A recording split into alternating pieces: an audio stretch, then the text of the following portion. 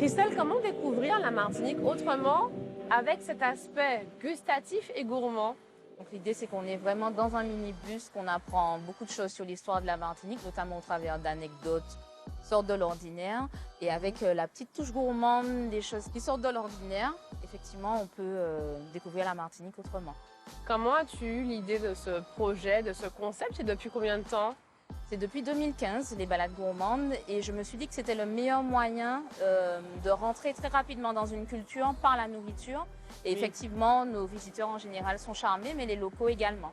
Puisqu'on parle de la culture gastronomique, mais aussi de la gastronomie martiniquaise, aujourd'hui, est-ce qu'on est toujours dans le boudin blanc, rouge, crabe farci, pâté, ou tu proposes de découvrir différentes saveurs, différentes compositions? Alors, ce qu'il y a, c'est que je vais proposer différents types de dégustations en fonction de l'origine des clients. Ah, Donc, pour ceux qui ne sont jamais venus ici, on va proposer des incontournables comme le pâté de porc ou le chocolat de communion. Pour les Martiniquais, on va aller plus vers l'insolite, comme le muffin d'Achine, des liqueurs aux saveurs étonnantes, des crèmes brûlées tout aussi surprenantes, voilà. mais on découvre toujours la Martinique. Absolument.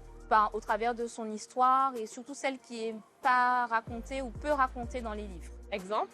Exemple, le fait que nous sommes dans la commune des Trois-Îlets et que c'est la ville natale de Suzanne Césaire. D'accord, donc là on parle même pas de Joséphine, Voilà. mais Suzanne Césaire. Et pourtant, nous sommes au-dessus de la propriété où est née Joséphine. Donc, notamment pour les locaux, on va porter l'accent plus sur ceux qui sont, à mon avis, insuffisamment connus. D'accord, Suzanne Césaire, quelques lignes. L'épouse d'Aimé Césaire qui naît dans cette commune, qui part ensuite terminer ses études en France, où elle va rencontrer Aimé Césaire, notamment en fréquentant le salon littéraire des Sœurs Nardal. Voilà, une émulation intellectuelle à Paris. Ensuite, ici, il n'y a pas que ça, puisque tu as parlé de l'histoire, de ses personnalités, mais il y a un magnifique point de vue. Selon toi, pas suffisamment visité ou connu. Absolument, j'ai remarqué que la plupart des personnes qui s'arrêtaient à ce point de vue, c'était des touristes. En commençant les balades, que j'ai pris le temps de m'arrêter et d'admirer les Trois-Îlets qui ont donné leur nom à la commune aujourd'hui, puisqu'avant elle avait un nom un petit peu moins glamour, de cul-de-sac à vache. Quels sont les retours de ces clients, qu'ils soient internationaux ou locaux? Globalement surpris, ceux qui viennent d'ailleurs découvrent qu'au-delà de la carte postale, il y a une culture et une histoire très riche et complexe. Et puis les Martiniquais aussi sont ravis de découvrir un petit peu plus sur les grands personnages qui ont fait notre histoire et qui gagnent à être connus. Tu visites toute la Martinique? Absolument, du nord au sud. Donc il y a plusieurs circuits en minibus, mais aussi des circuits qui nous permettent de faire une activité en yole pour s'initier à cette pratique. Donc vraiment, tous les aspects de notre culture sont abordés au travers des balades. Aujourd'hui, nous sommes aux Trois-Îlets, tu l'as précisé.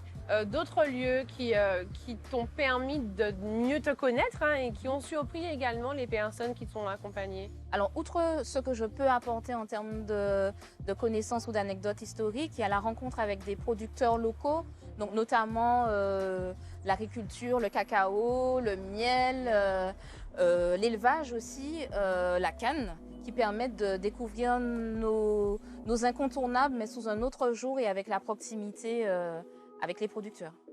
Je suppose que lorsque vous rencontrez les producteurs, c'est aussi une façon de valoriser la gastronomie martiniquaise? Tout à fait. Le savoir-faire et l'inventivité dont ils savent faire preuve pour toujours inventer de nouveaux produits et séduire les papilles, qu'elles soient d'ici ou d'ailleurs. Donc ça veut dire que tu ne cuisines pas? Je cuisine. Okay. Alors vraiment, c'est un mix entre des choses qui sont faites maison et le plus surprenant que possible, notamment pour les locaux, et la mise en avant de produits artisanaux martiniquais.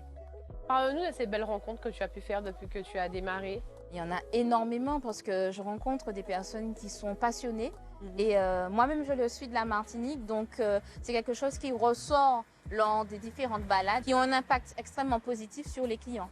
On parle justement des clients. Il y a aussi ces clients venus d'ailleurs qui t'apportent également. Absolument. Je suis une grande amatrice de voyage moi-même et c'est vrai que c'est toujours très intéressant de voyager avec les clients parce qu'eux aussi parlent de leur culture, des similitudes et des différences avec leur propre culture. Et moi-même, je voyage au Moyen-Orient, en Europe, en Afrique de plus en plus et en Amérique notamment. La barrière de la langue? Alors, j'étais prof d'anglais, donc c'est vrai que il y a une facilité, voilà, à communiquer avec un maximum de personnes. Du coup, j'ai cette appétence pour les langues. Je me suis mise à apprendre d'autres langues. Ça a été une reconversion pour toi, ce projet? Ou alors il était déjà, il sommeillait déjà? C'est arrivé de façon très brutale, je ne m'y attendais pas du tout, mais si j'ai bien préparé le projet, je ne me suis pas mis de pression et je ne me suis pas non plus stressée outre mesure. C'est vrai que mon ancienne activité me prenait beaucoup de temps déjà. J'étais prof principale en plus. J'avais un projet où on voyageait quasiment tous les 3-4 mois avec les élèves. Donc, il y avait beaucoup de choses à faire en dehors de la classe déjà. Donc, c'était toute une organisation, mais qui finalement ne m'a pas permis d'avoir des pensées qui m'auraient limitée dans la réalisation du projet. Merci beaucoup, Christelle. Merci à toi.